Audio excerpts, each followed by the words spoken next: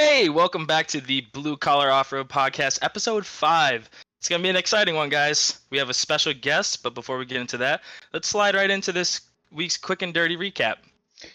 Yeah, so this week I managed to order a set of coilovers, managed to clean up the unibody, which on my Jeep is currently cracked, so that's moving along, and we managed to get the truss burned into the rear axle, and that was quite the process involving space heaters, blowtorches, and a welder. Like a big old pig in a blanket, huh? Yeah, we had to wrap the welding blanket around the rear differential to get that thing to cool down appropriately because when you weld to cast steel, you need to give it time to equalize in the cooling process. But more importantly, I think we should hop into our guest, Shawn. Shawn, I have to ask, being the president of Backyard Built, how the hell did you get into wheeling? Well, first off, hi, I'm Shawn. Thanks for having me on. Pleasure. Got into wheeling way back in the day, actually. My dad started off with building a mud bogger way back, got me into it when I was really young. And growing up, just wanted to continue that. So built a Jeep that was way too big, 8 inches of lift, what turned into Papa Smurf. And then started playing in some mud, met some kids on the trail. One of them, good buddy of mine, Miner. He was like, "Oh, mud's fun. Try the rock face." So I hopped on the rock face, went up it, and that got me going. I was like, "Holy crap, that was enjoyable. That's different than anything else I've ever done." So started doing that. Realized mud's not fun when you're working on your vehicle underneath it and it's getting in your eye. And went from there, just kind of slowly building, getting bigger, and learning who people were in the off-road community where I was. And So, is this right around the time period that you decided that you wanted to start out the club? And I know Graham was a part of the starting of the club, but I don't know the backstory on that. So, would you cue us in? so actually, the beginning was I started out with another group called Toilet 4x4. And we obviously wheeled illegally for a while, and then decided to go to an NEA run, open run, and a couple of us went, enjoyed it. So we got into the NEA and then never wheeled with the NEA properties at all. We actually stopped wheeling 100%. And from that, I was like, well, this isn't fun anymore. What was the point? I've got all this legal land, but I don't know how to access it. So I took the right steps to form a group. I kept telling people, hey, I think I'm going to start my own thing. And other guys and girls were like, yeah, I'm in. Let's go. So I told my older brother, who at the time had a Jeep, I was like, hey, I'm thinking about starting a club. And he's like, let's do it. What do we got to do? So I called up a friend of mine who was in a different club and asked her, said, can you help me out? Let's get this club going. I want you to be my secretary / whatever position you want. Let's figure it out. There's the three of us. And from then I just started bringing in other people, bringing in more friends, Colin Bates, my buddy Miguel, who's recently been back out with us. Met up with Graham and Jake when they came to buy some parts from me, told them what I was doing, and they were like, yeah, let's go. Let's do it. Told a few other people that at the very beginning. I can't remember everyone that was there at the very beginning, but Yeah, man, I did we know have a that great it's group. changed a lot since we've joined. And by we, I mean myself, Richie, and Cody here. But could you explain what the NEA is? Like, I feel like that's a topic that really doesn't get discussed, and with the people that listen, we have everyone from, stock rigs to like 1 tons, 40s, buggies. Yeah, And so the NEA is a general, just kind of a parent club of all of these different clubs throughout New England. And NEA 4WD is the actual small name for it, which is the Northeast Adventure, or Northeast. Somebody else correct me here. Uh, Northeast Association of Four-Wheel Drive Clubs. Sorry, that was okay. horrible. So pretty much their focus is to get people out of illegal wheeling and getting them off of these illegal properties and screwing it all up for us that are trying to create a better name for the legal side of it and keeping things, kosher with those that are like, oh, we want to protect the land. Well, so do we. We don't want to ruin it at all. But then there's the people that just don't realize that. They don't realize they're going into this property, destroying the property. And then, it affects so many other people and the environment around it. Whereas with the NEA, their mission is to show you, hey, we can do this legally, we can do this responsibly, and we can bring in, the right resources to then continue on, keeping it safe for everyone, keeping the environment, free of trash. When you go into a trail that the NEA's been to, you don't see trash. It's all cleaned up. We might get invited out, the NEA might get invited out to another property somewhere saying, hey, we'd love to help clean this, we'd love to have you come in and help clean this up with whatever you can, and we'll let you wheel it for this long, this time period. And the NEA will come in, we'll do that. A bunch of clubs will get together and go clean it up, go from there.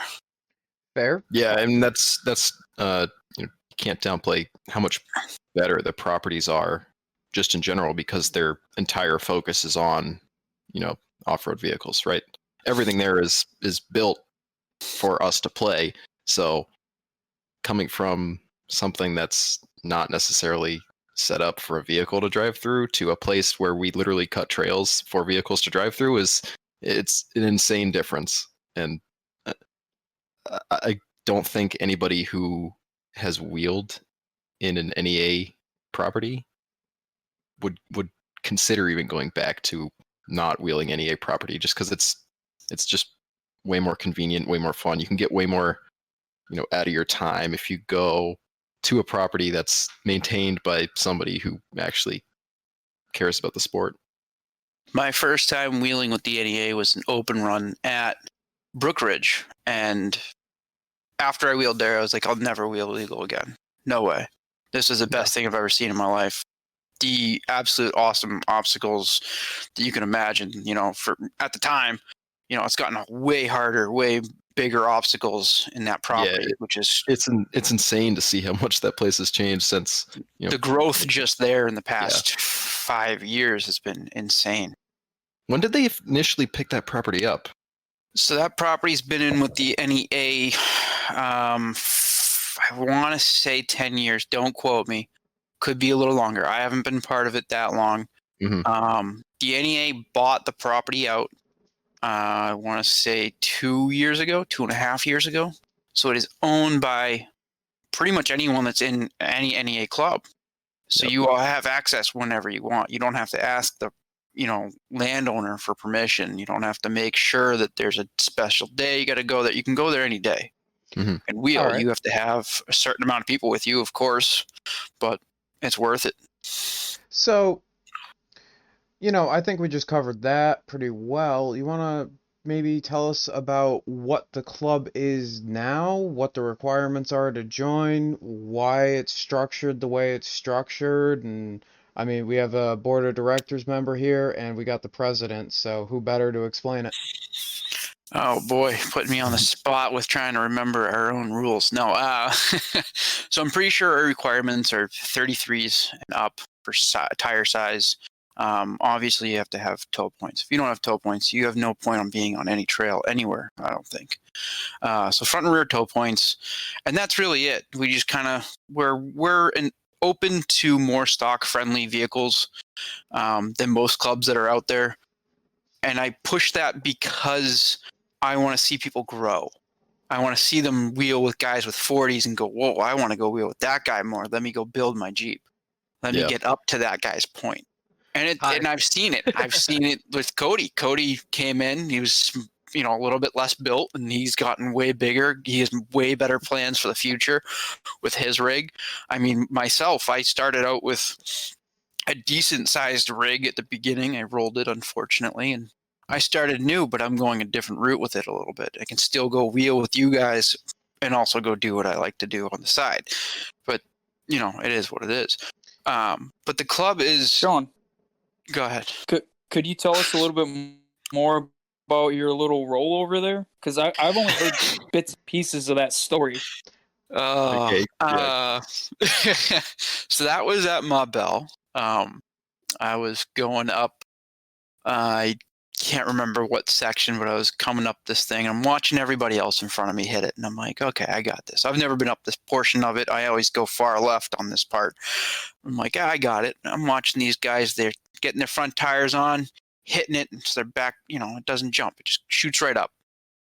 And I decided to do that, but of course, I'm running the worst tires you could possibly run in New England. They were cut by me at an earlier date to get better traction, which they were doing possible. better. They were doing a little better. I give them a 10% better. They suck. Hang on. Wait a minute. When did you put Milestar Patagonias on your Jeep? Mildstar Patagonias.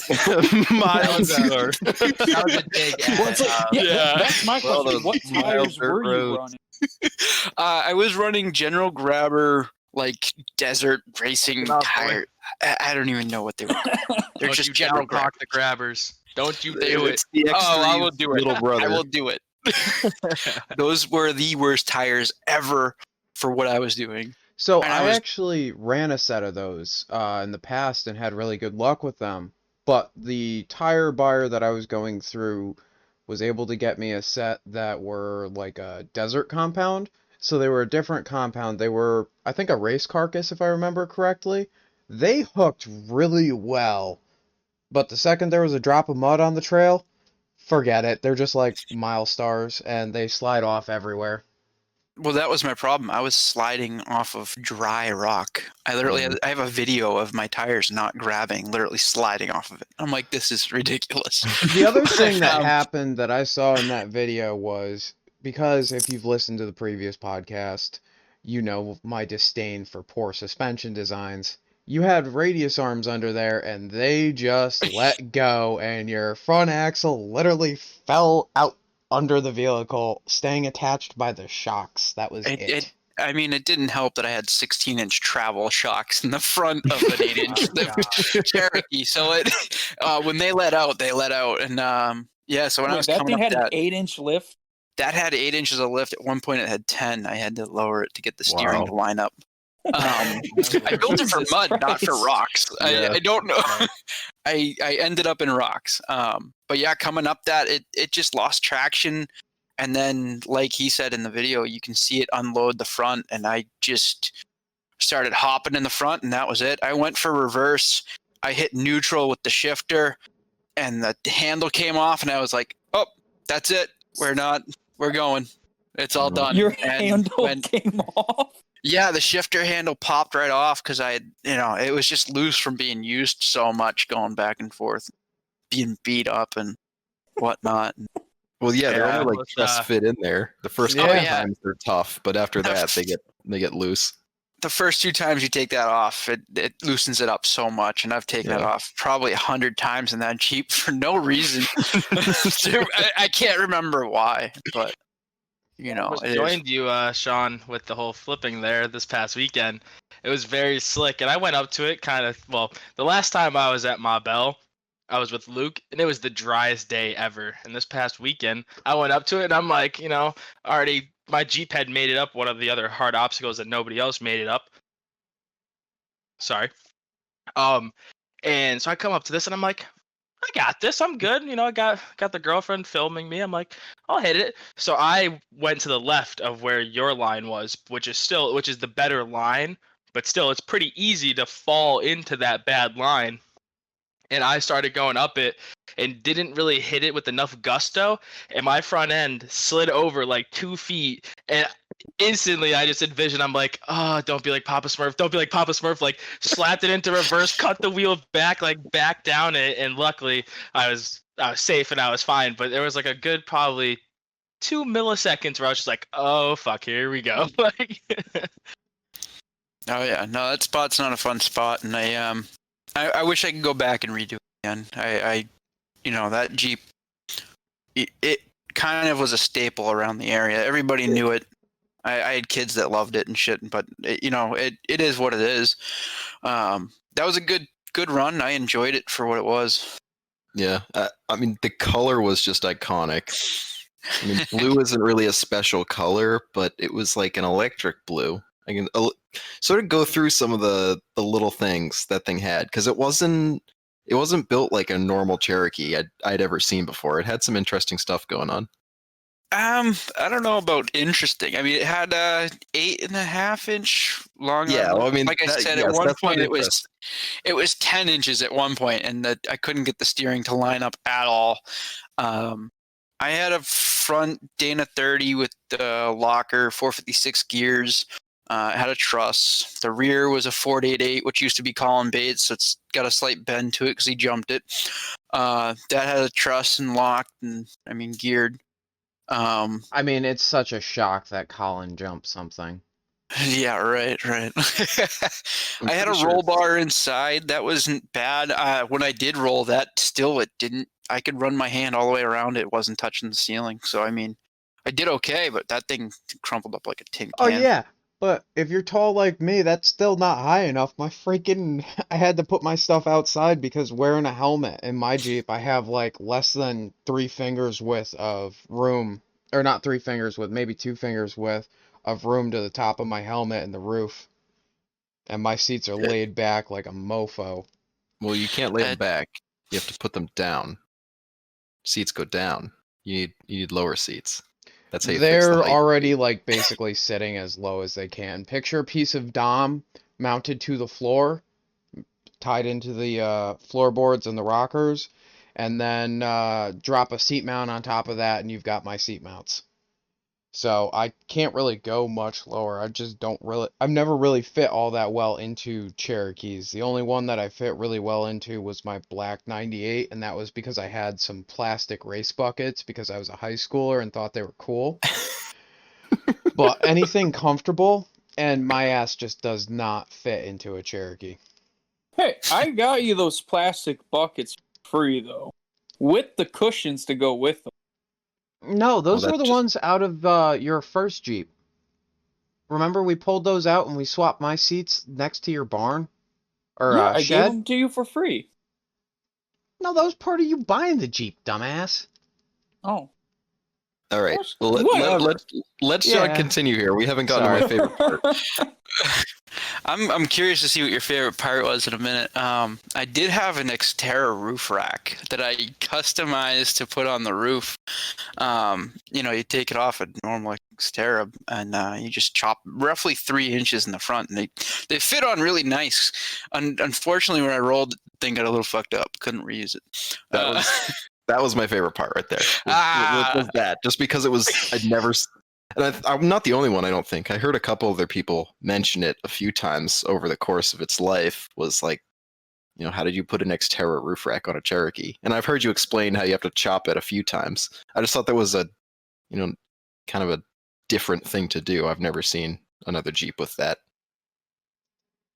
Yeah, no, I had I actually just found out a guy in Connecticut has a Jeep with that on it. I was just talking to somebody about it today, and he was like, "Oh, dude, I've never seen this." I was like, "Have you ever seen my old Jeep?" I was the first one. I swear. Probably. I wasn't the first. I did copy a guy, but Okay. he did it wrong. He took 2 of the Xterra racks, cut the front off on both, and like butted them up against each other. It looked horrible. He like chopped the back section off, and it didn't look right. And I was like, dude, no, let me try to do this better. So I did. Well, that is definitely a bit of a different modification to do, for sure. So I know that after you rolled it, you built that green Jeep, and I'm gonna just quickly spitball through what I remember on it. It's got, 1-ton steering, rough country long arms, like a 4-inch lift. If I remember correctly, it might have like 12 inches of travel on them shocks. That's as far as my memory goes.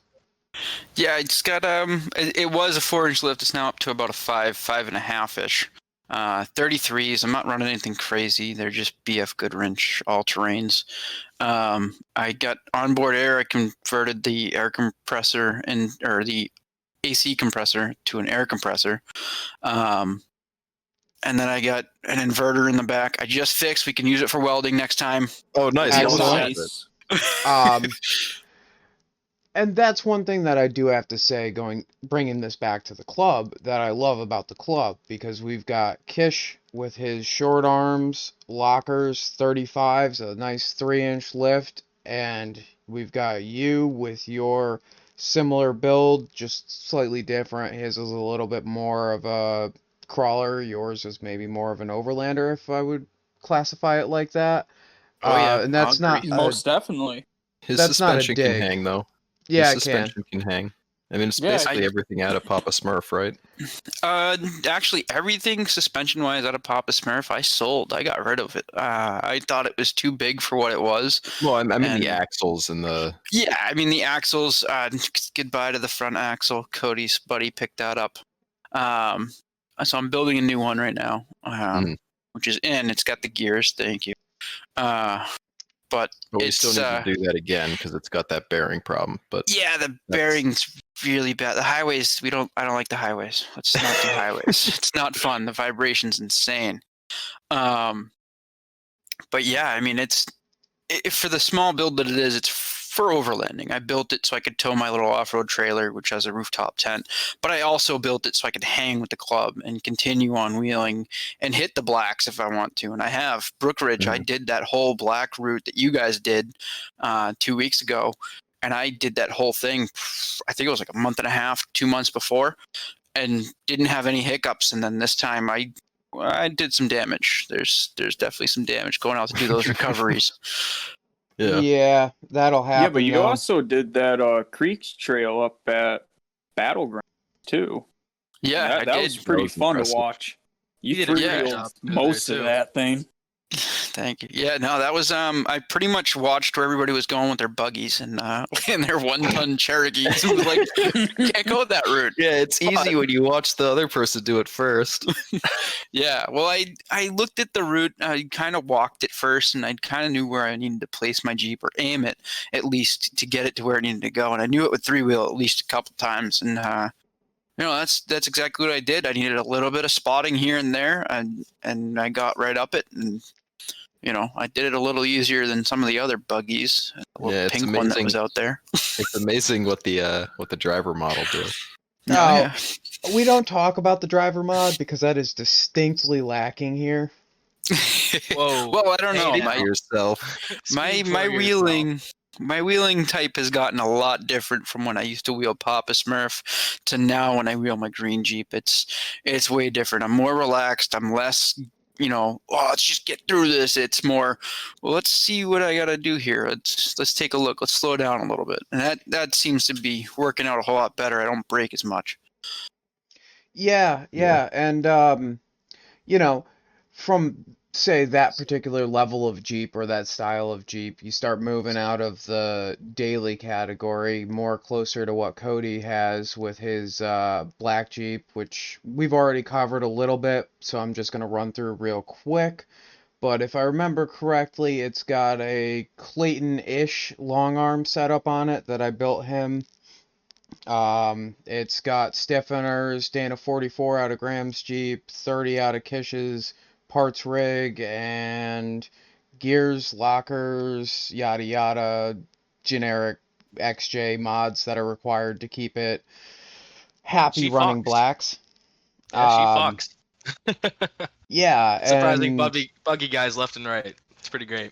it's entertaining because that's like the next step up, and that is more than welcome in the club as well. And then from there we get to the people like Colin, Graham, and myself, where you're talking about not stock axle swaps like a 44-60, 50-10-5, 60-10-5. And I enjoy the variety because sometimes it's nice to go out with the club and go spot the blues and the easy black trails, or hang out with the buggies running reds. And I'm going to interject here real quick. I'm sorry. this goes back to, we mentioned it briefly at the beginning, as Shawn, you did, where it's, I think the best way to describe our club, just piggybacking off your initial thoughts, was watching people grow, having people come in on 33s, no lockers, in a short arm setup, and having them see what you can do and the property that you can do it on, and then be like, whoa, you can do really cool stuff with these things. And then have them go and build it and give them help along the way. I mean, a lot of the club, we throw tech tips around between each other like it's candy. And we're always, whenever anybody does anything to their vehicle or change it up, it's always interesting to go look at it, see what they did, and talk about it. I think that's sort of become the, at least in my mind, the culture of the club has definitely been one of taking smaller guys and turning them into bigger guys, just ushering them through the stages and just having everybody learn. I know that's sort of how I got started through it all, so it resonates pretty well. At that point, it makes it easier for you to bring in your friend that just started wheeling, that has come out with you once and it's like, oh crap, I want to get a Jeep, and they can't afford to go big, first time around, and they need to learn, so they start off with a small stock Cherokee and put a 3-4 inch lift, some 33s, and go and beat the crap out of it. And they're like, this is great, I want to go bigger, and then they just keep going. Yep. And it's with our club, it's just that simple. You can invite your friend out that just got a Jeep with a small lift. You're like, hey man, let's see its potential. Come wheel with us. We're not going to leave you hanging if you break. You're not going to turn into a trail scab. We're gonna help get you off the trail and get you home, no matter what happens. Mm-hmm. Yeah, I think that's one of the things that I think people have trouble with when they're looking at clubs, is they're scared, at least with our club, because they see some of the stuff I do and they're like, I'm not going out with you guys. You guys do insane stuff. It's like, no, we won't make you do that stuff. You don't have to do that stuff. My Jeep's been around for a while and I've set it up to do that, and I'm comfortable doing that now. When I first started, I look at some of the walls and I never would have even gone near them. So I think definitely, to anybody listening who's on the fence about joining a club, any club, just do it. Find one that has good character and just join it, because you'll learn way more than you will by yourself. Try it out. Get out there and see what they're about. If they're not for you, they're trying to do only the hard stuff and they only want you to be in the hard stuff. You say, hey man, this isn't what I'm looking for. Can you point me in the right direction of another club that would be what I'm looking for? I want to be less built for now, and just get out there and wheel. Any club, especially in New England, they'll point you to a different club that'll help you out, or they might know somebody they can call and be like, hey man, this guy wants to join you guys, get out here and wheel. When's the next time you're going to be out? And set you up a date instantly. I mean, I would do that for anybody. I would get anybody, oh, you got a rock crawler, you don't want to come wheel with us, you want to go wheel with the big boys? Okay, I can bring you over, Rockaholics or another club, Trail Slayers down in Rhode Island, or I think Connecticut. I can't remember. No, they're out of Rhode Island. I know Rhode a couple Island, of them. Trail Slayers, that's right. Yep. But you can point them in the right direction. They're not going to always want to wheel with the smaller built guys or whatever, or you might be opposite. You don't want to wheel with the guys running tons, but you want to get there one day. That's with the NEA. At least you can then direct people in the right direction if they're not fit for your club, which is perfect. One of the reasons that I have stuck around as long as I have stuck around is because I can go out and I can wheel with, if I want to have a nice relaxed day, I can go hang out with you, hang out with Kish, grab the girlfriend, and, hang out with Cody and his girlfriend, and we can go and run the blues, and I don't have to go and abuse the rig. However, those days are sometimes few and far between, so when I'm feeling frisky, I can go hop on the trail with Colin, Graham, some of the guys from Rockaholics, because we've wheeled with them quite a bit throughout the years that I've been a part of the club. And every time that I've gone out, I can't say that I've left ever saying, man, I wish I didn't go. It's always been, damn, this was a good time, even when my rig breaks and I leave it on the trailer for half a day or half the weekend. Yeah, no, it's worth it being able to have that pick and choose with with a lot of clubs. You can go with the smaller guys if you don't want to beat your rig up. You can still have a day where you bring the family, run the greens, run the blues, and then, if you want to do harder sometimes, you can say, let's leave the family at home. Let's go hit the blacks, the reds, and just do whatever you want to do. I think you can definitely tell what the vibe of a particular run is going to be, depending on who's going and the property you're going to. I usually have I mentally prepare myself a little differently depending on who's going and where we're going. Nothing Gotcha. crazy. I'm not like sitting doing kumbaya, but I'm preparing myself for the carnage that could happen. And sometimes I prepare myself more, and sometimes I don't, because I don't expect anything. Well, it's also nice when. Sorry, Sean, but it's also nice that they never force you to do anything either with the club. If there's been days where I simply haven't wanted to try things, and no one's tried pressure me into doing it. They always try to make sure that you're comfortable doing with whatever you're doing. That's something I always focus on, is if you're not wanting to do it, I might joke with you. I might be like, do it, you got this. And if you're like, I don't know, I'm like, don't pressure, dude. Don't worry about it. I don't want to push you into something you don't want to do. I would rather make sure you're comfortable. If you don't feel comfortable, I'm going to say, all right, move on. Don't worry about it. Let's get the next guy up there's always ball busting, but no one ever holds it against you. No, I wouldn't want anybody to ever hold it against anyone, especially in our club. That's like a no-go. You be fair to everybody. Not everybody's up to par with the bigger built guys and wants to, go roll their shit. They want to, get home nicely because they may not have a trailer, so they don't want to go up the hard crap and destroy their shit and have to get AAA, to go home. Yeah, some days I can't. Some days when I go out there, I'm like, yeah, no, you know what? Whatever happens is whatever happens. Or I'll catch myself midway through the day and be like, I'm cool with doing whatever I want to do. But other days I'll go out there and I'm like, today is not the day that I am feeling like pushing all of my limits. I'd much rather go out and have a fun time on the trail. Yep. Yeah, I would definitely say it's easy to pick and choose, especially with our club. You can choose to just have a relaxed day and then have a really hard day if you really want. Yeah. So I have to ask, with the influx of new members, how much change has there been in the club, and which direction has it moved? With the influx of new members, it has changed a lot. It's actually been great. I've enjoyed it a lot, watching it grow from being the small little club of 5, maybe 6 people that hang out, that wheel, to sometimes we're getting 10 to 20 people now, and 20 is kind of a reach with our club at the moment, but it's everybody's got stuff going on, and then we get that bigger group coming out to hang and wheel. It's been awesome.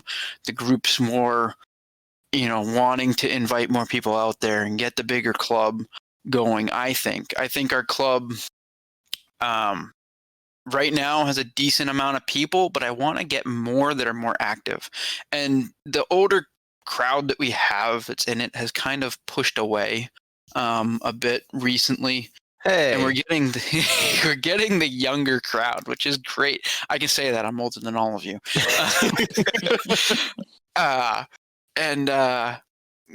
It's getting the younger guys out there that are new to the sport is going to be what gets us, the more popular grouping, I should say. It's more of a let's go out and wheel every weekend type group.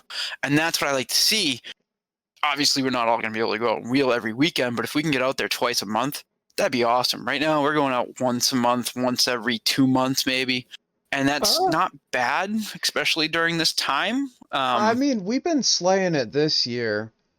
But this year's been pretty good. But 2 years ago, we had it planned out where we were out 2 weeks every month. We had trips after trips after trips, and unfortunately, because of how many trips we had, everybody was breaking and we couldn't get out, so we'd had to cancel one. But that wasn't a big deal. We had them on the books, ready to go. We rocked it.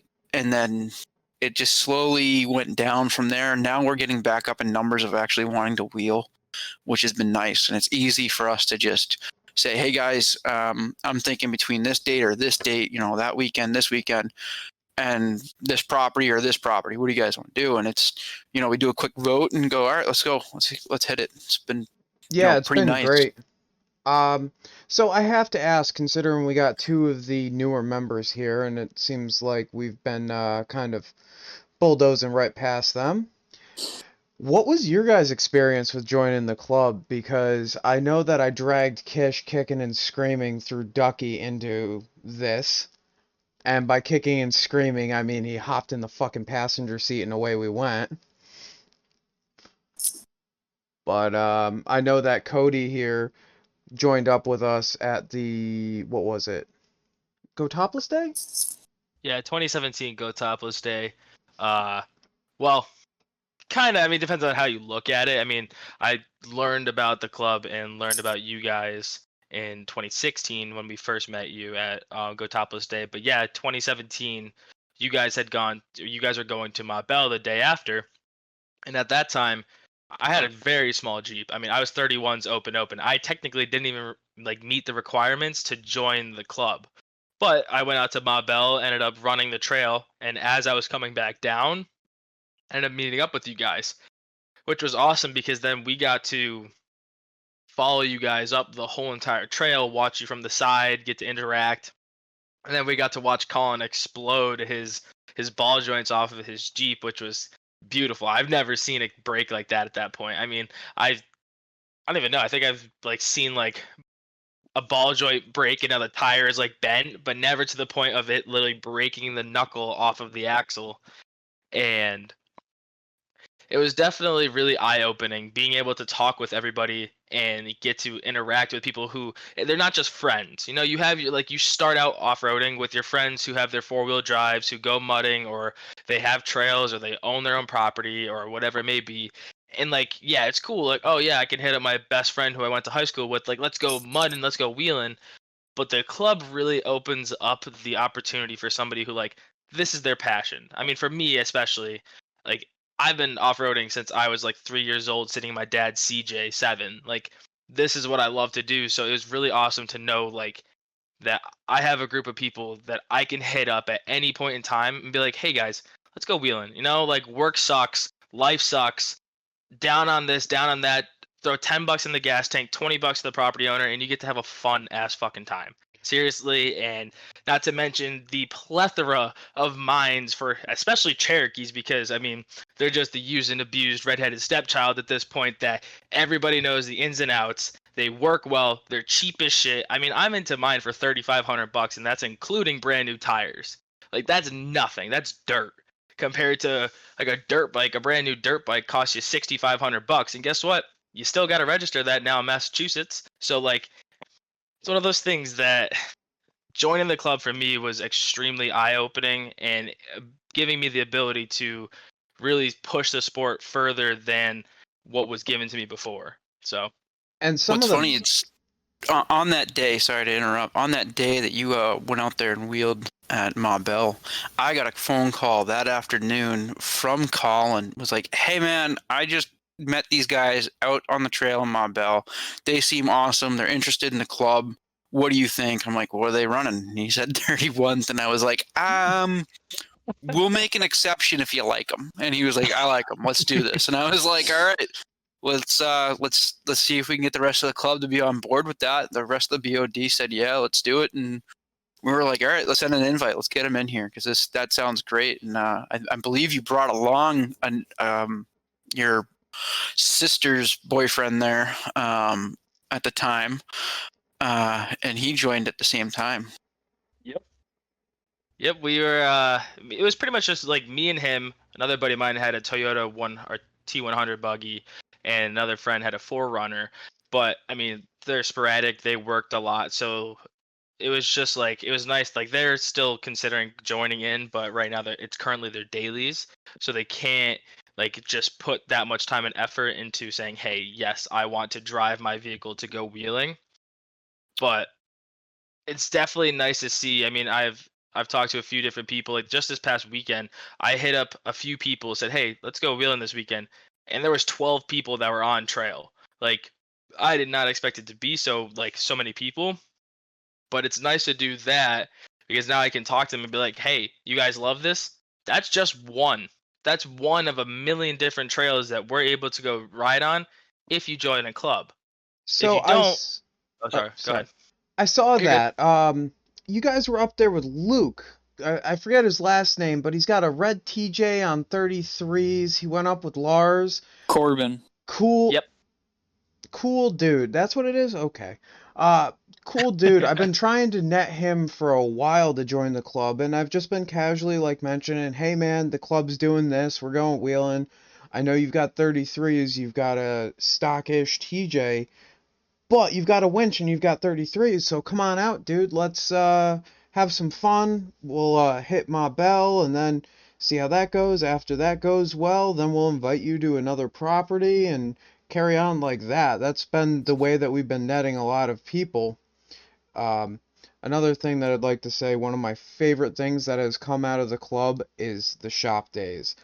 Because sometimes it's nice when, like Cody said, you're just pissed and tired and, the rig's a little pissed and tired, to go sit down there, hang out, and work on it. I know we did a bunch of work with Richie's Jeep over the past year and Cody's Jeep. So, that's just been a major takeaway for me. Cody, I'm going to jump in on the Toyota buggies that are dailies. You can wheel your daily.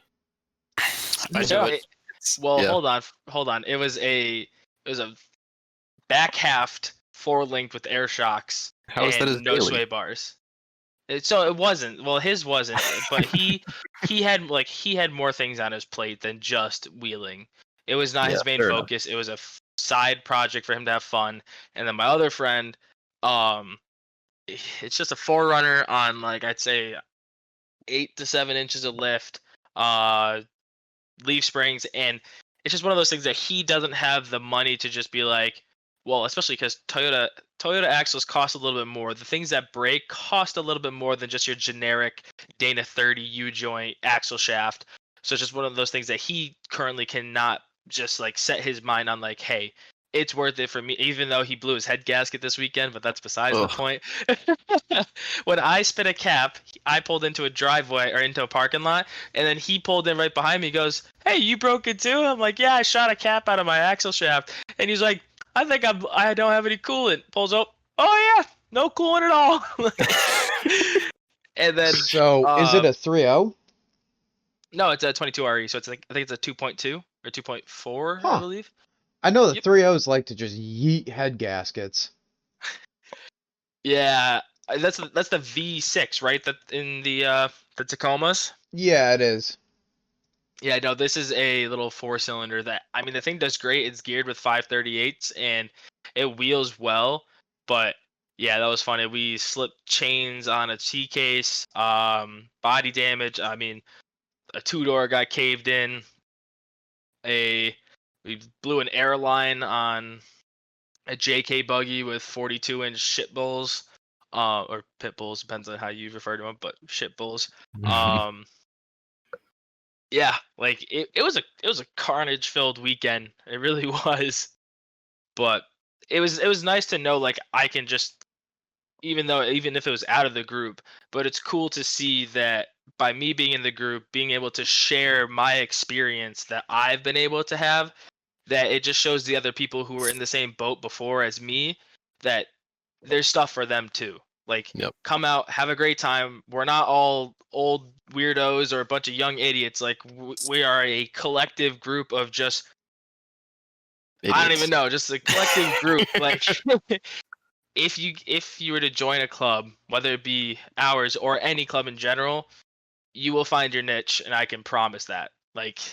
So easily. I want to say our youngest in the club, I think, is 22, maybe 23 right now. And then unless we have somebody that's younger that I'm not thinking of, our oldest person that's in our club is actually about to hit their 60s. And he's got a very well-built 1-ton YJ with a 6.0 in it, which he doesn't come out and wheel much with us, but he's at Field and Forest as much as he can get. That's pretty awesome. I've wheeled with him I think twice. Yeah, you've definitely wheeled with him at least twice. And it's, he's at the point, life's just a little too busy. He wants to hang out with his family, so he doesn't come out wheeling as much, which is understandable. Yeah. Fair. It was cool this weekend too that a build design that Luke and I have kind of been tossing between one another about maybe my next build. This guy had, which was really cool. It was so it's kind of not exactly what me and Luke have been talking about, but in the sense of the passenger, like the cabin was all the way up front. I mean, he was sitting over his front axle, and he had a rear-mounted motor with just little Toyota axles, and the thing worked well. So it was really cool to see something that me and Luke were kind of tossing back and forth about, like, hey, this is a possible opportunity, or not opportunity, but like possible thing that you can do if you wanted to go this route of get off the full body like rig and move into something of that manner. So it's really nice to see that. And then there was also a guy with a big turbo LS buggy for like Ultra 4 car, and it was just like, whoa, like that's fucking rad. What's like? I'm a little jealous, Cody, that you didn't tell anyone in the club about going. I would have totally been down. You are not the first person to tell me this, and I do apologize. Again, it started out as the four of us: my sister, Brandon, Caitlin, me. It was just going to be the four of us. I would have gone. I've been craving a Marbell day hard. Dude, I need redemption. Come on now. I haven't been back there since I rolled. December 12th. Let's go. I don't even know if that's a weekend, but I just picked the day. I think it is. It could be a Wednesday. Is that a Sunday? No, that's a Saturday. So the closest weekend would be the 12th or the 13th. So yes, you would be correct.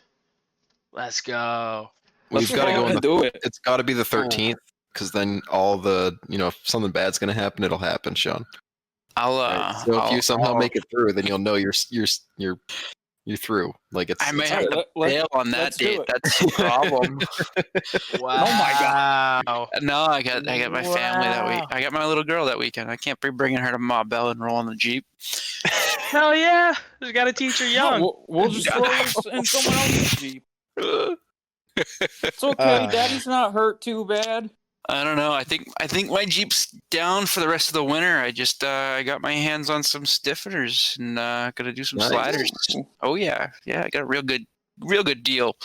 So yeah, and that is one thing that's always entertaining, is watching stuff grow up. Like, part of the reason that I might have stolen Cody's thunder is I worked with him so closely on building his Jeep to be exactly what it is, and I'm almost as proud of it as I am of my own, because it's interesting to see someone else wheeling something that you sat there and helped him to build. Literally, he used my welder at my shop, and it was quite the entertaining experience to see his Jeep grow up. And I know that Richie's been down at my shop. We've done his sliders and stuff.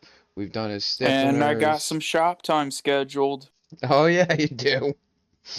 What's next? It's my turn now, boys. Well, after you're all done. That's gonna be a while. Well, why? What are you gonna be planning? Who, me? You can't just leave us hanging. What do you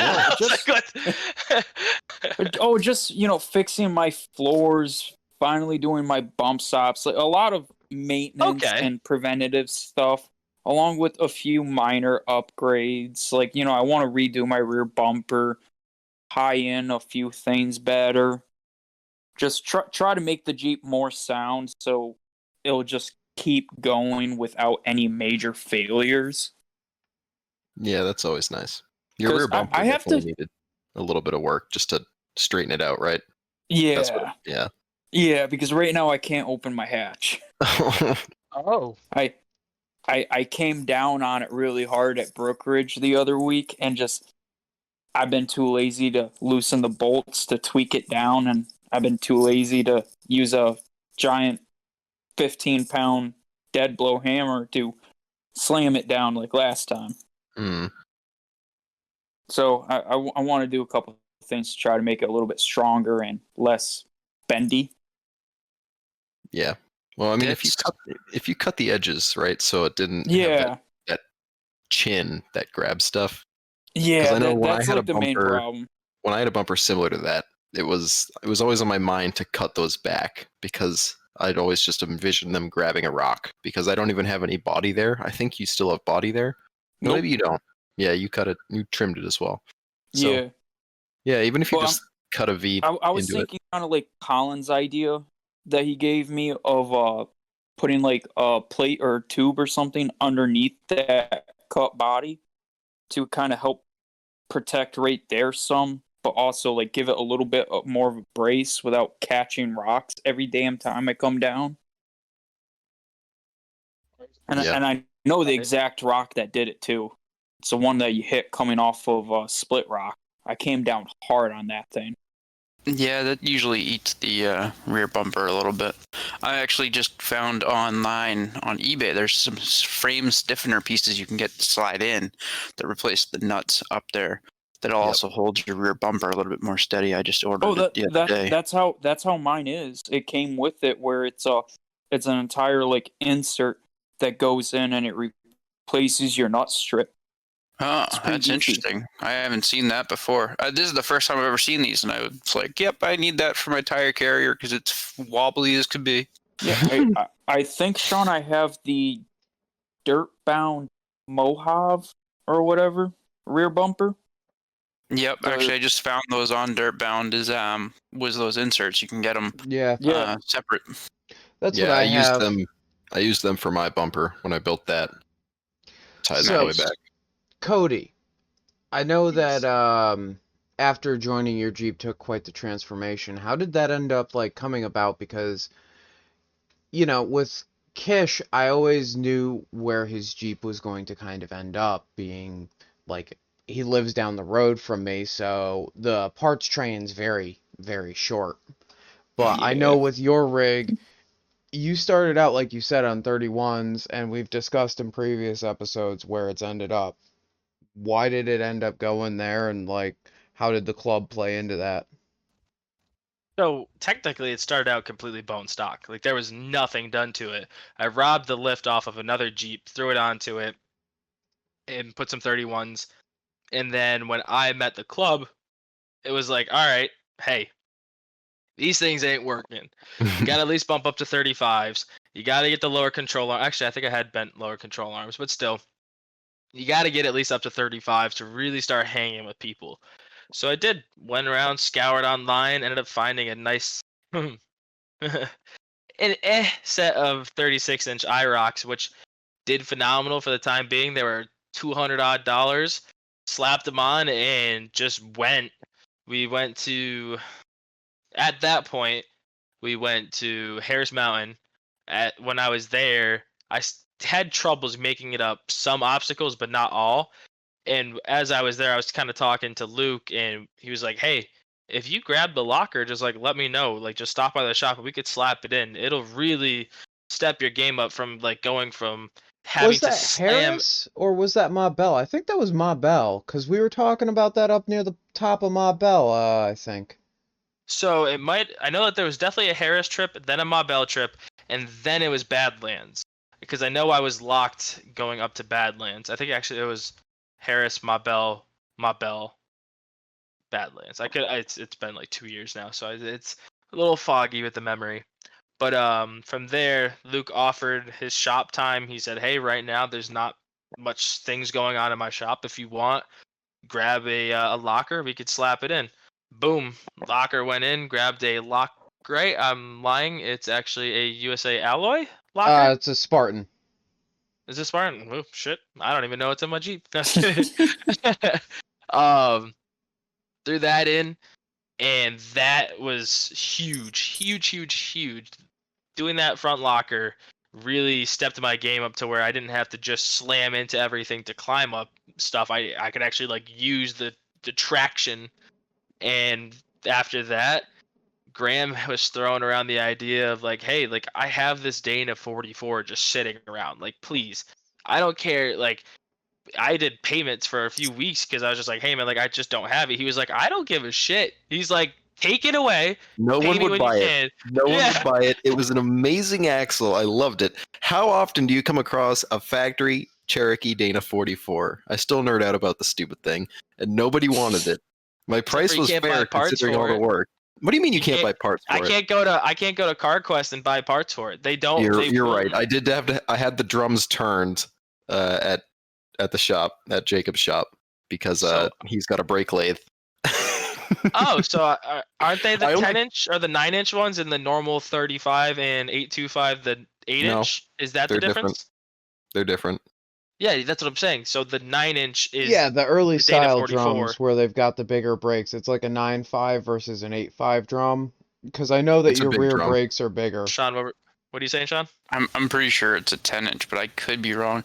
Also, if you need a spare 44, I know where there's one sitting in Ashland right now at my buddy's house. A Cherokee 44. A Cherokee 44. I Wow. was staring at it today, asking him what he's doing with it. And he goes, "Well, if you know anybody, it's there. That's what it's doing." Well, how much do they want for it? I don't know. I could tell you where to go on Facebook to get a hold of him. What is it? Mayloof 4x4 on Facebook. He's got a bunch of used parts. Little shout out to him. He gets me a bunch of shit. Yeah, Shameless plug. Shameless plug. I'm sorry I had to do it. He's been hooking me up a lot recently with some parts. I actually just got new 1-ton steering, which is better than the JCR steering 1-ton that I have. Cody, thanks for those ends. I appreciate that. Anytime. Here. Let me actually roll off of Cody's locker install, because it reminded me of our your favorite mod episode that we did, where we talked about mods that we liked. Sean, what do you think is the best mod for your off-road vehicle? Oh yeah. man, It can be anything. All right. Just I'm gonna go. My favorite mod, I would say, would be my slip yoke eliminator. And yes, it's random, I know, but the amount of drive shafts I have snapped have been insane. Even with the slip yoke, but it's so easy to change that it's a no-brainer. It's if you don't have a slip yoke eliminator in there, after 3 inches or bigger, then what's the point of wheeling? You're just gonna destroy your shit real quick. yeah. So it definitely Cody? helps out. I would say that's definitely the best thing so far I've done. You watch your mouth. My stock shaft is doing great. Don't you talk about my shaft. Listen, your shaft's gonna break next weekend. When the next time you go already wheeling, broke one. I'm jinxing you now. I broke 2 yokes. I did not break the shaft. That shaft is strong as hell. Luke we cut that thing flush, centered down into we twisted up kind of like those like Tootsie Roll piggy bank style things where you slide the cap on. Oh, we did that exactly. Welded the thing together. Boom. She's been running mint. I mean, I slammed the hell out of her this weekend on Diff Dragger up at Mont Bell. I mean, I got cocked up in a horrible line, and these big the buggy guys are like, dude, you gotta back up out of this thing. Like, there's no way you're going up this ledge. And I'm like, what are you talking about? That thing's tiny. And I just was like, back up, loaded up the trans a little bit, just went, ooh, I fucking slammed it, popped it up, and just drove away all like nothing ever happened. So I'm I get surprised. oh yeah. Oh, I'm surprised too. I was just joking. Like, I definitely need an SYE, but I just everybody said the Dana 35 wouldn't last. It did, and I needed an SYE. Well, I do. Well, if you want an SYE, hit up that shameless plug I just put out there. He gets them all the time. The other thing you want to talk about. You want to talk about drive shafts real quick? Go on YouTube. You can see me at Ma Bell. I broke 2 drive shafts in one day. Look up Toilet 4x4. I don't remember what year it was on there, but you'll see Papa Smurf in the videos. I almost ran myself over too. That was Beautiful. That was yeah. There's You used to be a little Mr. Billy Badass, didn't you? I attempted gatekeeper at the end of the day, and it didn't go so well. I snapped my 3rd drive shaft of the day, and it got pinned up at such an angle that when I backed up to get on flat ground, semi-flat ground, to change it out. That's what was holding it. It wasn't the gear. I wasn't in park fully. That stopped. It jammed up into the frame rail and held me there, and I went to go smack it out, and once I did, I saw it twist, and I was like, oh crap, moved my head forward and pulled myself out from underneath the Jeep just in time for the tire to end up right where my head was. So almost took myself out. I learned from that. We're not doing that Always again. secure the Jeep. Oh yeah, no. From now on, I bring a little chalk block with me just in case. That's one of those lessons that gets learned along the way. Just like don't let someone be left alone to do their first set of stiffeners ever without too much instruction. That does not go all that hot. Is that about mine or Richie's? I'm talking about yours. Whoa, yeah, mine are. I mean, it's just I'm not a welder. I've done them a few times there, Cody. Well, I don't know. I didn't know who he was talking about. But along with that, yeah, like after getting the 44, I needed to step up because after COVID, there was times like there was a few months that my Jeep was just sitting in Luke's shop that he graciously gave me the time and place for. So yeah, after I did the stiffeners, did all that, and honestly, my Jeep would not be here today without like Luke's helped, Graham helped, Richie's help, Sean's help, anybody from the club. Like I could just shoot a question into the chat. Somebody's going to respond back, or somebody's going to send a link, anything. There's so much opening, and not even to mention, like, I didn't even know about the whole Ford, I think their F-250 rear shocks, $12 off Rock Auto, and they're 16 collapsed, 30 fully extended. They're sick. They work really well. Actually, I think they're 20, 28. I think it's only like a 12-inch shock, or 11. I think it's way less than what I thought. Which is still fine, considering the price. Yeah, for $12, I mean they're pretty blown now because I've just abused the living shit out of them and stretched them to beyond capacity, used them as limiting straps, which works, but it's not great at all until they start bending and do horrible things. But yeah, the club definitely has been one of the best decisions I've made in a while. So I'm happy that I was able to make that happen and tie it into now to be where I am. So yeah, sick. And it's definitely been nice to see you join and see the progression with that. So Shawn, I have to ask, when was the biggest period of time, and was it change, or like did it involve any particular members joining? I would say it definitely involved a lot of different members joining, where the club changed a lot. When we first started out, it was me, my brother, Graham, Jake, Colin, Brady Harris, and I can't remember who else exactly. I know there's a couple others. They've over the years, they've kind of all went separate ways. But the last, I would say 3 years, having the newer members, like, I shouldn't say newer. They've been here 3 years now. Yeah. Luke, you joined, and that helped push the club in a total different way, and not total different way, but it helped push the club. Yeah, I have to ask, like, I know that when I joined, I had definitely the oddest rig that showed up, if not one of the more built rigs that showed up. Like, was there any culture shock with that? Because there was a lot of culture shock with, for me, driving that rig. Odd is definitely the word. You were definitely the, I would say the only buggy, the full-blown buggy in the club.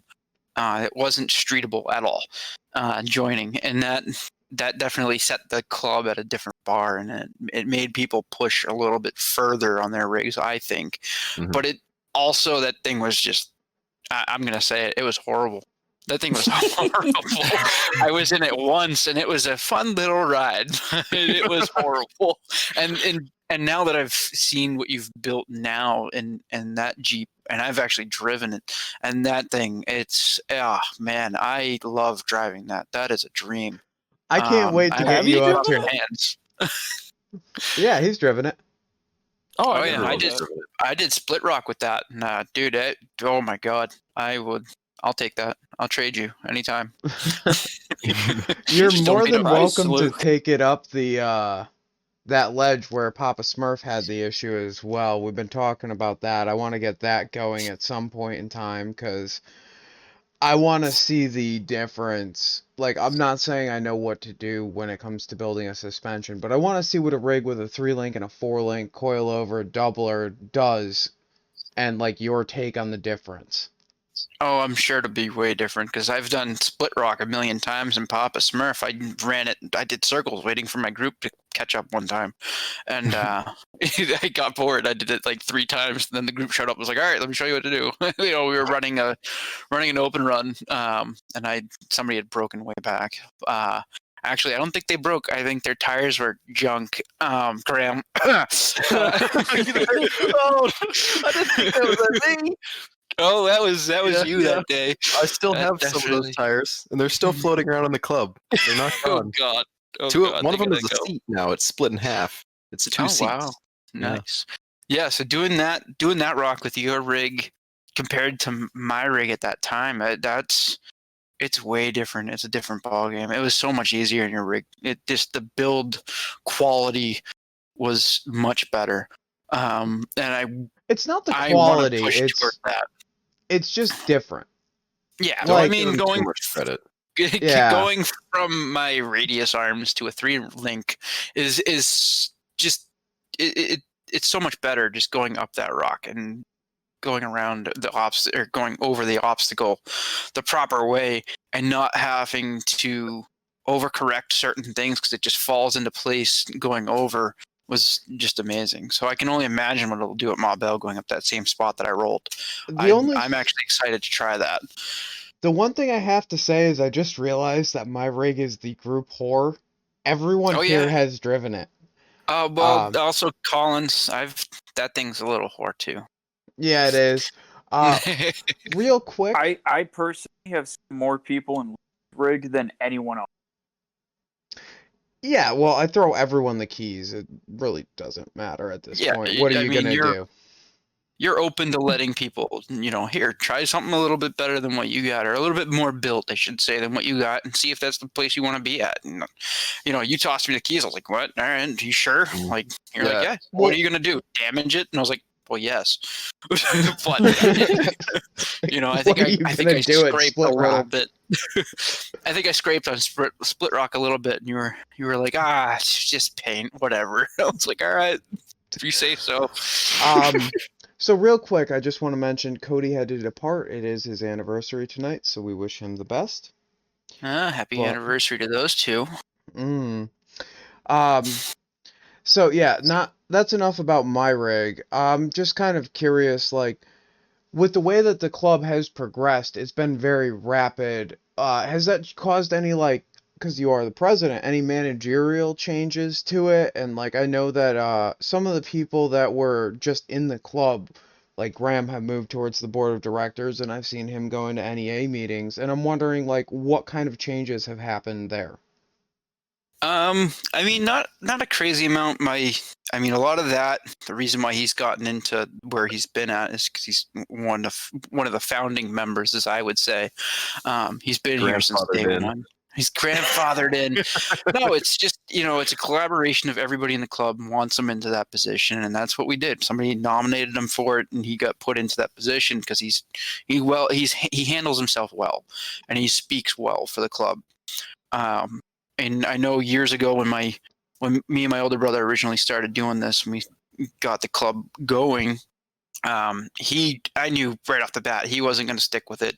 He always wanted to have a say with the club and the direction, but then it turned into, Shawn, I just don't care. I want to just do my family thing. And I said, that's fine. Go do your family thing. Go do whatever you want to do. He sold his rig, got out of it, stayed vice president for a long time, and then bailed out. And he actually nominated Colin to be that position. So we got him voted in. And then at that point, he said, you know what, let's see what not whole new board, but let's push the board. Let's make it bigger. Let's get more of the knowledge up here and see where the club wants to go. And that's when we got Graham in, Rob Craven, and then we have Jess as a secretary. She just moved up to treasurer. We got Rob as secretary, and then we have director at large Graham, which is nice. And obviously we got Colin as the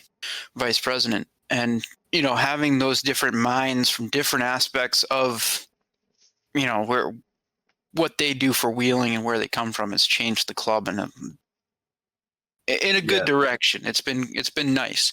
And I get a take because each one of them has their own relationship with everybody in the club, and some people open up differently to different people in the club, and I understand that, and I don't hold anything against anybody for it at all. And it's not like we butt heads at all. We're all wicked friendly. It's just sometimes some people don't want to open up to you as much as they're going to open up to the guy that they hang out with more, that's in the board. And when that happens, it's like, hey man, I want to see the club go in this direction. Well, hey, why don't I say something to the board? So then it gets brought back to us, and we decide, okay, yeah, I like that. Let's see what the rest of the club thinks about it. Do it.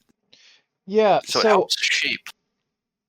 I gotta ask the same question to the other two people here. Kish, in your time of being with the club, what changes have you seen? Because I know that it's gone through a major shakeup in the past maybe year and a half or so that you've been wheeling with us.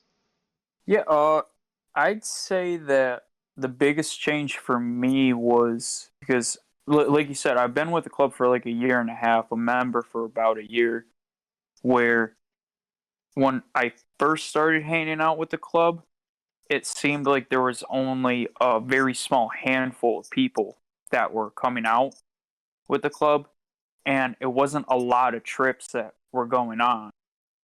But then it turned into, we were getting those numbers up and up and up consistently. And, I think you said it earlier, Luke, where we've been doing really well for trips this year, even with all the COVID stuff going on. Which, that's just great. I was initially concerned because everything started going down. I think we've talked about this before. But yeah, we kind of touched on it. It turned out to be one of the best years in my opinion that I've ever had. Just because we've got, I think last year it was more me, Luke, and Colin, and a couple other people consistently going out. And then, we were ushering Cody in and ushering Brandon in and some other people here and there. But I think this year, everybody's I feel like more people in general just have rigs and can actually come out consistently. Yeah. And I think people are starting to figure out, what they need to have in order to be reliable enough to make it out once a month, which I think it takes a little bit. There's a little bit of a growing pain if you're not used to doing that. Yeah, there's definitely that. Setting up the time to work on the rig, setting up, the time to go out for the weekend. Well, as someone who's in a fairly stock rig, and I drive my Jeep every single day for work and everything, one weekend out of the month is super manageable for me. It's beyond manageable. And if, sometimes I can even push 2 weekends a month, and it's not a big deal. So it's really showing people that you can actually wheel your daily drive. Like that's a big. Yeah, I wheel my daily, and for me going out once a month isn't too bad. I mean, I gotta shuffle the family stuff around a little bit, but that's not a big deal. It's when I go out, I go, okay, what do I have for if we go out on a Sunday? I go, all right, I'm gonna take it easy today. I'm gonna hit greens, maybe some blues, and just relax the day. But then if I'm going out on a Saturday, I know I have a Sunday to fix my shit before the week. Then I'm gonna hit blacks. If I can, blues, blacks, whatever I can. If I can attempt something harder, I'm gonna try. Up to a point. Obviously, I don't want to push my rig too hard. It's funny. I'm in the opposite situation. If I'm going out on a Saturday, it normally means that like I went into work for like 3 a.m. and then I've clocked out of work by 9, and I'm like racing to get up to say Ma Bell because it's about an hour away. That's normally when I do this. Whereas for me, Sunday is like throw the Jeep on the trailer, go beat the snot out of it, deal with it next weekend, be ready to go for the weekend following. Not that big of a deal, but my rig's also different because the 3 people here daily their rigs. I have a daily a bull rig that's more of a wheeler. You have that option of driving a different vehicle, which is nice. Eventually, I'm going to get there. I'm hoping this winter when I get more stuff lined up to get done to my Jeep, I'm going to have a second vehicle. Yeah, the second vehicle Yeah. mod is a major improvement. I mean, it's nice just because, like, even if you don't have a truck and trailer to tow your rig, as long as you have a second vehicle, it's like, well, I just have to worry about getting the damn turd box home. Yep. It could sit in the front yard for 2 months for all I care, as long as it gets home. And then I can get to work. Fair enough.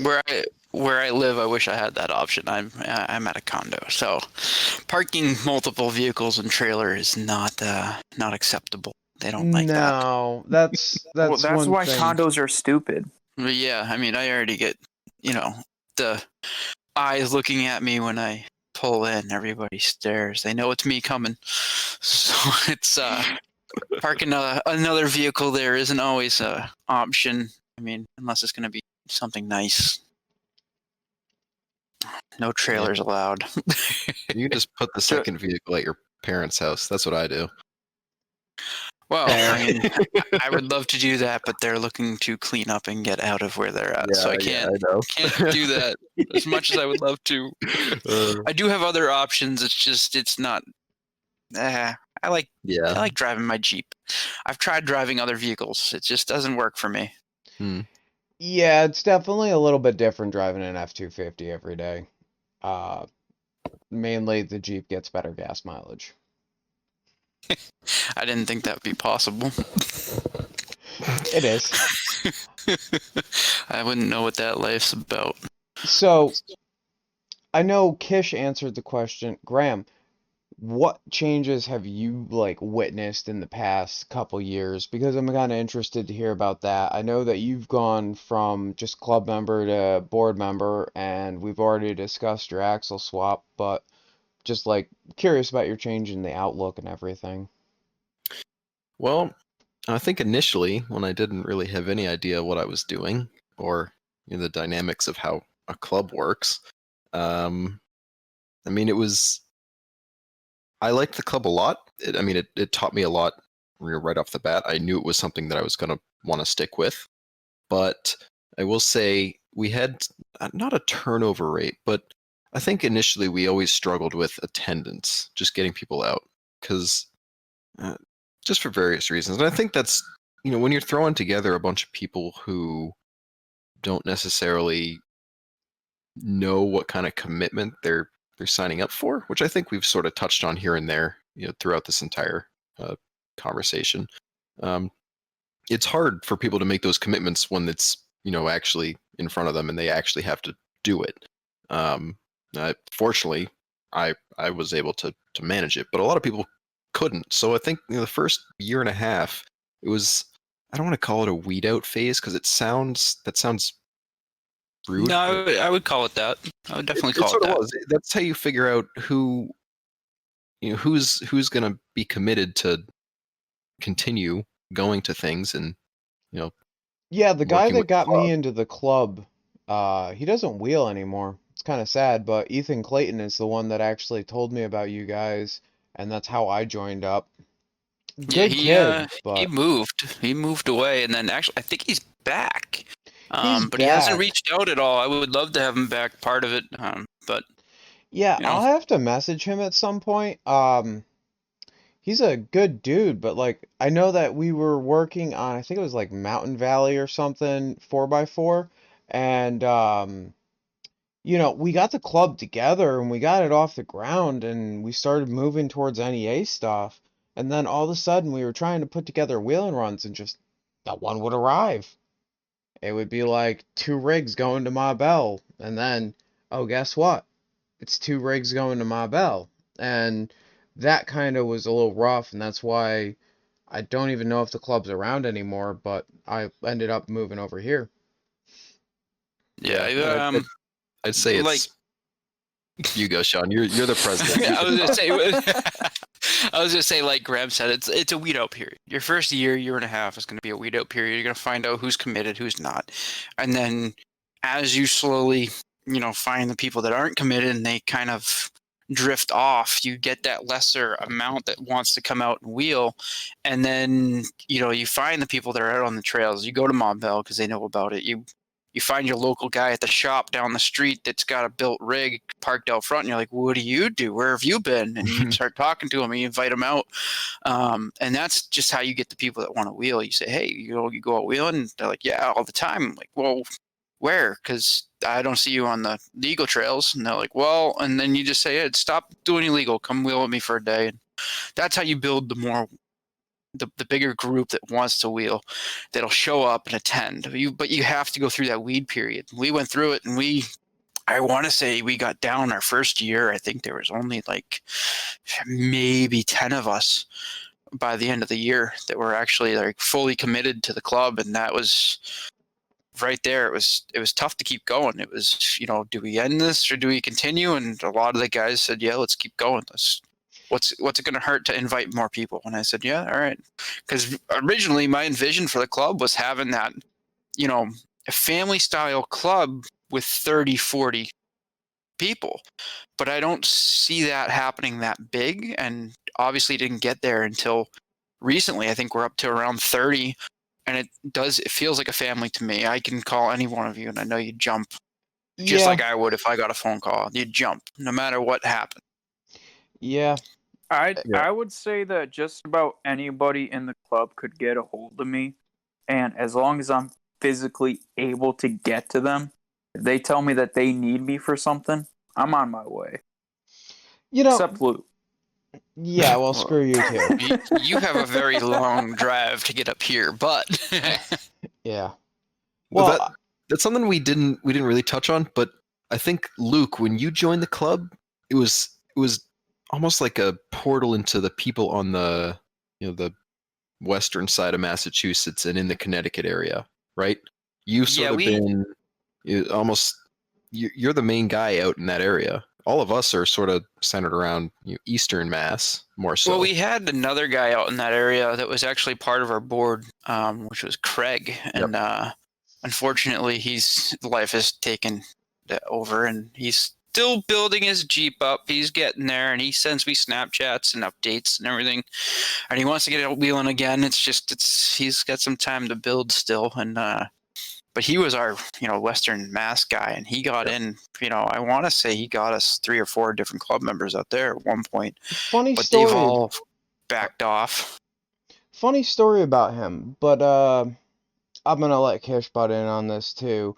We took his truck and my buggy to Ma Bell, and we bounced up Ma Bell, got to the top of it, and I can't remember what happened, so you're gonna have to fill in for me here, Kish, but it broke down, and we had to go work on it. What was my truck? Yeah. Oh, so I, of course, parked my truck in the worst possible spot for you to try to go up an obstacle.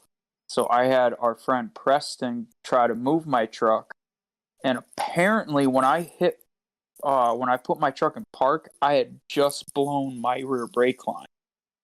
So by the time Preston went to move the truck, he ended up driving into a tree because I had no brakes. Yeah, so I think we ended up... Didn't we hammer that thing over up there? Yeah, you popped the hood of the buggy, and you happened to find a little 6-inch piece of hard line that had a fitting on one end, and so we just hammered the snot out of it, seal it off, and then plugged it into my truck to block off the entire rear section line. Yeah, so I think right at the ABS block. So we did that, and then we were on our way out, and we were coming up, and there's this blue 80s Cherokee, which was owned by Craig at the time. I didn't know him yet, but I was just like kind of messing around, and we were talking, and I was talking to Richie, and I'm like, I kind of want to try loading dock, and they're like, yeah, do it. So we did it, and he was like, dude, that was awesome. I forget, I think Richie rode passenger for that, or were you spotting me for that? I was spotting you. I think Preston was, passenger for you. Yeah, and then from there, we ended up talking a little bit, and suddenly, on Backyard Built, there's pictures of my Jeep when I was looking at joining the club, and that was another thing that got me sucked into it. So, Yeah, Backyard had pictures of the buggy before you were with the club? Yes, we did. I remember that. I didn't know that. Yeah, Craig asked me, he's like, hey, you mind if I post these pictures up for the run today? I was like, yeah, absolutely. And he posted them up, and there was pictures of the buggy. I think there might have been a video. I'd have to scroll way back to find it, but there's definitely a video of you going up loading dock, I want to say. Yeah, well, that thing had the right wheelbase for loading dock. That's one thing me and Graham struggle with when we try it, because our rigs are just too short a wheelbase to be able to hit that happily. But That kind of just makes me laugh then that someone else from the club actually saw my truck on a trail. mm-hmm. That makes me laugh. But I would kind of agree that I've started to become a hub, but having that two-bay shop makes it super easy for people to swing by and grab parts and whatnot. And like, I know a lot of people out here, so I end up grabbing parts and parts hoarding them at the shop. I think Graham's got a spare 60 laying around down there.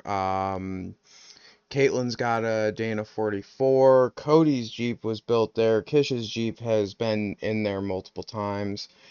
And it's been an interesting experience because, like, people will ask for help, and it's kind of nice sometimes when you have someone that's really willing to work on something to show up and be like, yeah, I just need the tools and someone to tell me what to do. And when they say that, they mean that. And it's really beneficial, because then one hand washes the other, and favors have happened down the line that have been awesome. Oh, it's a prime example of that, Luke, is me and you. Yeah, well, that I'm gonna say separate from the club, because we've known each other since freshman year of high school, so. Well, yeah, but you get the... Yeah, I get the point. That's something that me and Miguel and Johnny B and that little small group have been doing recently is we've been hanging out at his tow yard and just working on each other's stuff, and we, one back washes the other. We help each other out as best we can. We're all a bunch of friends and also part of the club. And, it definitely helps being able to say, hey, man, I don't have this tool. And him go, well, I got it. Bring it on down. Let's go. Let's get it done. And then, while you're there, you notice something on his vehicle, you just jump right in and help out. It's definitely nice having that connection with, other club members that are local to you, no matter where you are. Yeah. You're a bit of a drive for me. I would definitely come down. That's why we do that before, we do the night before Kish's every time. I know we did Graham's caliper, if I remember right. Yep. That night. We finished my cage that night too. What else? We're usually building last second, finishing up at 2 a.m., 3 a.m. I know there's a time where those guys were up all night working on stuff, getting it ready for the run the next day, and I was very impressed they showed up in time. And I was like, wow, like, how much sleep did you get? They're like, oh no, we just left the yard. We just finished what we were doing. We loaded up and we're here now. There was no sleep, no going home. I'm like, oh, all right. Let's do this before the crash happens. Yeah. Yeah, exactly. I have to say, I'm very... Oh, sorry, Graham. That you bring up a good point with Miguel's yard too, Shawn. I'm really excited that all those guys have started to come out to runs. I'm really excited to see what happens next year, because I think once all the kinks with those buggies and those Jeeps get worked out, we're just going to have a ton of people who are all capable to do all sorts of stuff, and it's not going to be, oh well, these 3 people can't make it out this weekend, so we're just going to call the whole thing off, which has happened a few times. Not so much this year, but years before, it's always been like, well, we just can't get enough people. We can't go with just like 2 people. That happened a couple times last Yeah, Yeah, it last year it did. happened a couple.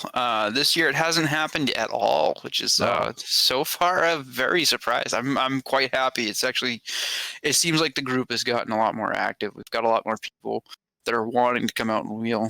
We just got 4 new prospects in the last 2 months, which is nice.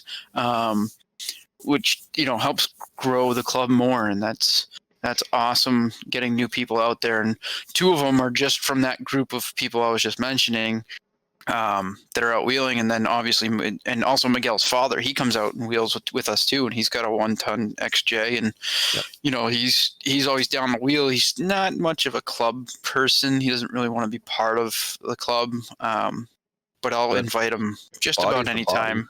Yeah. I mean, if it's between us having a run and him, and I'll invite him out just to get that run. Absolutely. One thing I And, have to say that's kind of cool is that Miguel joining has brought another buggy into the club. Now we actually have one of them as a member. I don't count our rigs, and when I say our rigs, I'm talking about Colin Graham and myself as buggies. They're full-bodied 1-ton XJs. They are 78% of a buggy. This is that true. is This it. is true. Yeah, I mean, well, he's been a member since day one. Yeah, surprisingly, he's been here the whole time. He's been here the whole time. He's just been silent the last 3 years or 2 years, whatever it's been. Well, 3 years is a long damn time to be quiet. Well, not throwing shade. I'm glad to see him out there. He's fun. So am I. It's been this year, I think, has been the kick in the butt he needed to get out wheeling again. I know when he stopped wheeling, he came out with the club, I think, twice wheeling, and then had his transmission explode, and then ended up getting that fixed. But in that same process, he was also building a company and had to focus all of his time on that. And this company runs 7 days a week. There's no days off. So and finding somebody to work for you doing what he does is not easy. So he was working weekends because nobody wants to work weekends, especially nights and days. And, his business is pretty much 24-hour. So for him to get out wheeling was very difficult. So me finally getting down there this year and kind of like, hey, can you help me just finish up some parts on my Jeep / I'm going to need to park another Jeep here for parts soon. Yeah. I kind of gave him the kick he needed to get going. And then I also kind of boosted a couple of my other buddies into it. And that was cool to see, which was nice. They came down, started hanging out, wrenching, and they're like, I'm going to get a Jeep. And now I've got my buddy John, who's part of the club, or he's a prospect now. And he's owned, just in the last 6 months, I want to say he's on his 4th Jeep. So I mean, it's a long story, but he ended up getting 2 for free, buying one, and then now he's got Miguel's old rig. So I'm excited to see him and Miguel's girlfriend out because they have rigs that are similarly built to Cody's and Kish's. Yeah, no, those are fairly well built. They're not geared anything higher than, I want to say, a 410 maybe. I say maybe because I'm not sure. They might even be 373. But they're locked front and rear. They got 35s, and they're half. One's a semi-caged Jeep. It's a caged Jeep. She's got a caged Jeep. And then I know that John's got big goals this winter. He wants to get his fully caged and ready to rock for next year. Right. And he's been looking at 1-tons. He keeps and I'm like, dude, just stop. You just built your Jeep. Just wheel it as it is. Get to know your Jeep before you go 1-tons. And then he's kind of like, all right, you got a point. Because this is his first time wheeling. He's never really been out. Yeah, I mean, I'm just excited though because it's like we've got a very solid, I'm gonna say like a blue-black lineup. We've got Kish, Marvell, who else was out there with you guys on that trail, Kish? Did I get the group, or was there Lars? I think that was one of Cody's prospects. I was on the blue trail. I was not on the blue-black trail. Okay. But in the previous couple runs, because I haven't been on a bunch of runs recently. At Battlegrounds. At Battlegrounds, it was me, Cody, Lars, that kid with the TJ, I think it was. Yep. and I think Minor was Yep, with Miner us was too? tailing with us. He was I was running tail on that, and he was just in front of me. He was running with us with Oh his wait, one right, ton. Shawn, you were with us. Oh yeah, I was there. I Almost stay forgot about quiet. you. I stay quiet in the back. Oh, I like to watch all you guys do stupid things. It's enjoyable. Well, Yeah, we no, do that was a bring the stupid. decent group. Yeah. Yeah, those guys. We had the new Lars. He's a new prospect. Then we He got is John, actually Brian. prospecting? Yep. He's. I gotta that's send him. awesome. I think I gotta send him over the paperwork, or I have it. Either way, he's gonna be prospecting for the club. He should be out again. Awesome. We got Jordan, who just signed up as well. That's so awesome. That's cool. Yeah, get another girl into the club. So now we got three chicks into the club, which you don't see often. You really don't. I'm trying to get Morgan more into the sport, but she's hesitant and she doesn't like the way that my Jeep's built, so it causes a little bit of issues with that. But with the next project that I've discussed on here, the buggy build, I'm putting an auto in it so she can wheel it because she just does not like the 3 pedals. It's just her and them are like universally opposed, and that's what it is. But I really want to get her in a rig and out on the trail so she can have fun with it as well, and we can have 4. That's understandable. I've only wheeled a standard. Twice. I forgot I had my TJ, but I wheeled Collins once, and that was the first time I've ever wheeled a stick, and it went all right. I think I stalled it once. His is pretty easy because he's got all the gearing. Oh yeah, all the gearing. It's just that thing is. Well, we'll let Colin explain when he comes on. Yeah. That's his spotlight. Yeah. I feel bad for stealing Cody's spotlight. I totally didn't mean to. I just got way too wrapped up into it because I love that Jeep. It's one of my favorite projects that I've worked on. That one and Kish's, just because it's very, very entertaining to see what you can do with a mild rig. Yep. Yeah, no, definitely. It's nice to see what you can do with the mild rig. Yeah, it just goes to show you don't need a ton of cash. I mean, he's got nothing into that thing. He said he had like $3,000, and I was like, yeah. Well, I'm even less into mine. Must be nice. I was gonna say, frugal. I think I'm in mine a little bit less because I just buy other built Jeeps with blown up crap for really cheap, and yeah, I know. Put You're the that only in. reason I get anything for a decent price. I know the hookups have like can get you going. I think I have like 2400 into my Jeep. You know, as it sits. Yep. I think just in new. I don't know how much. I don't keep track. I don't want to know.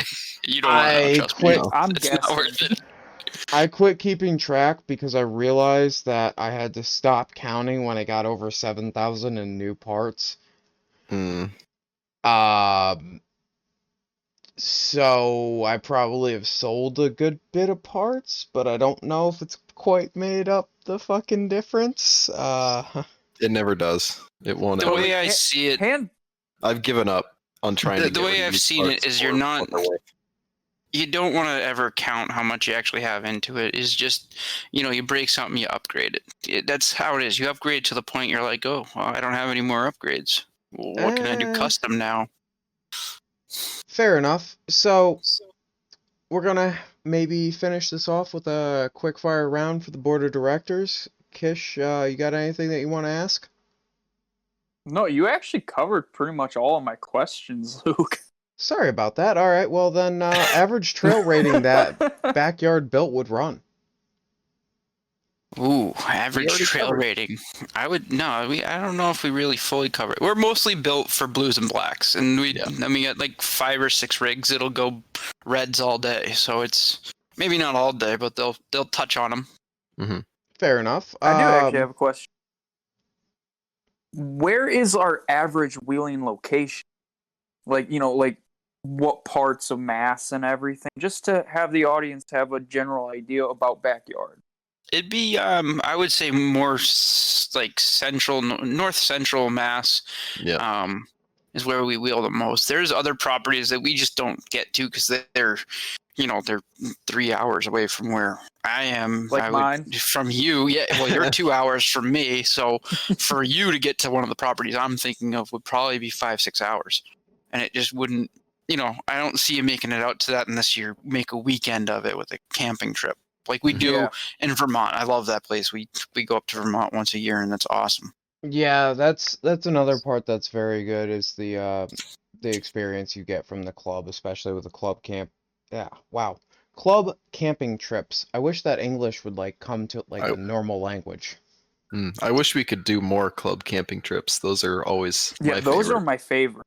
We can do it. I was gonna camp out for the open run we were gonna do. I was gonna shoot out Saturday night, camp overnight in the parking lot, and just be there ready to go for the next morning for the open run. Oh, I decided it was gonna be a bit chilly, so I just couldn't do it. On our way home from Brookridge, me and Luke actually passed Battlegrounds. Yeah, we did go past Battlegrounds. Battlegrounds is not far from Brookridge. It's I want to say about 25 to 30 minutes or so. Yeah. It's not far. You just take a couple back roads, shoot over. It's it'd be worth camping out at one of the two. I would definitely be interested in doing that. That's what I was just gonna suggest. Something like wheel Brookridge and then maybe camp at Battleground or some shit, over by the barn or some shit. I don't know if he wants us to camp on his property. I would definitely do Brookridge. I've camped at Brookridge before. We can definitely do that. Oh, okay. I don't believe there's an extra charge for overnight. If anything, I'd still toss the NEA some money anyways. It's worth it because it goes toward the property of owning it and goes towards our next property that we're going to buy through the NEA. So it's worth just throwing a little extra. It's wheeling for the day is 20. And you just throw 10 for camping there for the night because you're going to be out of there first thing in the morning. Well worth it. Yep. And then we shoot over to there. Like you said, I want to say it's 30 minutes away. It's not far. All right. Fair enough. And that is going to be a sweet trip. Next question. This one's for Graham. What is a prospect? Because we've covered that. But in reference to when we talk about a prospect, you want to explain the prospect process for any new listeners? Because I believe it's fairly standard across the NEA. If you about it, I will. Yeah, I may. A prospect is just somebody who's looking to join a club, and when you prospect for anything, there's a trial period where you come and hang out with us and do what we do for the most part, or whatever you feel comfortable doing, or anything along those lines, and meet certain requirements. Yep. Yeah, I feel like before you even become a prospect, you meet those requirements to some extent, right? You got a conversation before they are even. Yeah, with us for being a prospect, you gotta there's an application fee, which is $25, which goes towards your full dues by the time you finish your prospect. Because it's 6 months, right? You have 6 months, and you're supposed to go to 4 different events, whether it's 4 club run events or NEA run events. So those count as well, as long as you're respectful. Then it counts. If you're not going to be respectful, then there's no point for you to be in a club. Just show up with a good attitude and willing to help out where you can, and you're not going to have a problem. So essentially, just come out and wheel 4 times with us in 6 months, and the rest of the club likes you for $25. Yeah. And then, for $25, you get to come wheel with us for 6 months, 4 times. If you like it and the club likes you, we vote you in as a full member. You pay the other $25 because our fee is only $50 a year. You get a t-shirt, which is, half that cost right there. But you then are now a full member. You have voting right on what happens and everything like that. So it's nice. It's easy. Wait, what? Since when has the t-shirt been included? I've been in for what? We're going on the 3rd year and I still haven't gotten one? God damn it, man. Did you not get an original? No.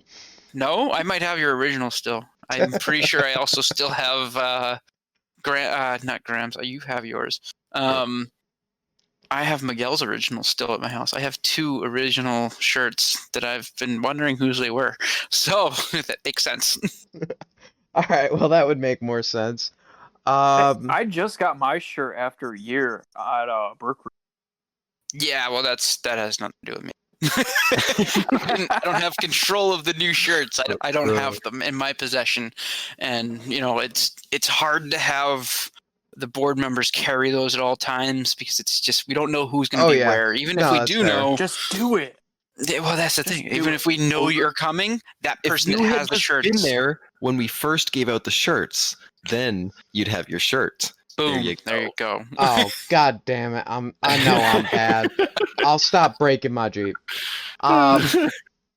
Any final stuff, or you guys want to cut it here? Oh, I had a final thought, and I don't remember. So no, just want to say thanks for having me on. This was a blast, and let me know the next time you want me to come back. I'd love to join you guys again. Yeah, it's been for sure. a great time. I had fun. All right. All right. Well, in that case, don't forget to air up, lock the gate on your way out, and thank you very much for listening.